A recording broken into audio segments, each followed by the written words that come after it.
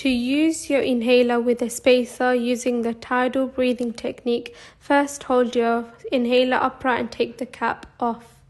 Check there's nothing inside the mouthpiece. Shake it well. If your spacer has a valve, make sure the valve is facing upwards. Put your inhaler into the hole at the back of the spacer. Sit or stand up straight and slightly tilt your chin up as it helps the medicine reach your lungs. The next steps all happen smoothly in one action. Put your lips around the mouthpiece of the spacer to make a tight seal. Press the canister on the inhaler once to release the medicine and breathe in and out slowly and steadily into the spacer for 10 breaths.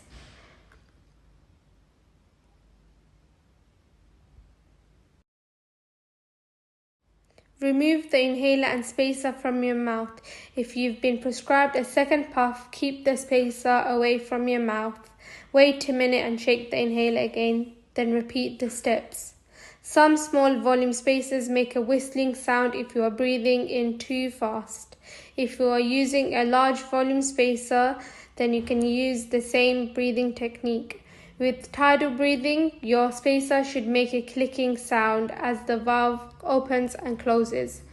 When you have finished, take the inhaler out of the spacer and replace the caps on both the inhaler and the spacer.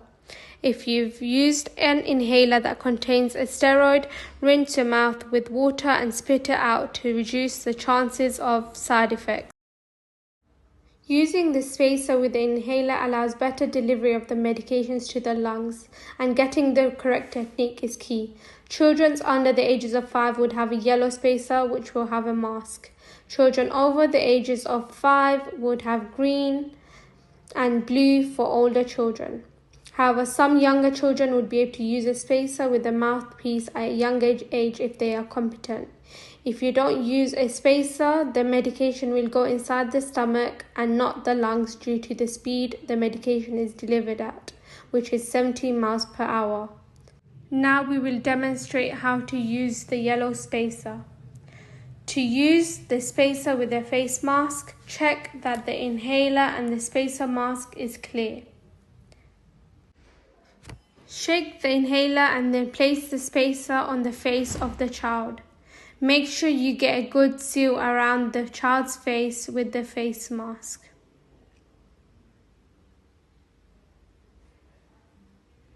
Press the canister on the inhaler once to release the medication and breathe in and out slowly and steadily into the spacer for 10 breaths.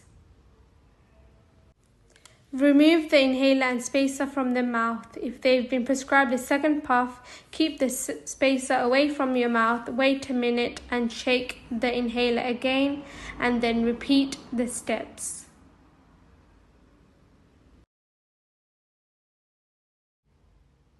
How to wash a spacer. To clean your spacer, first take your spacer apart and place it in a clean bowl and gently clean it with warm water and a detergent such as washing up liquid. And let it soak for 10 minutes. Although most spacers are cleaned in the same way, check the instructions for your spacer. Use warm water instead of boiling water, as boiling water may damage the spacer. Be careful not to scrub the inside of your spacer, as this can affect the way it works. It's best to leave a soapy film which prevents static. Static can make the medicine stick to the side, so it's hard to breathe in.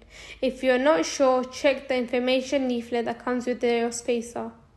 Leave your spacer to air dry, as this can also help to reduce static.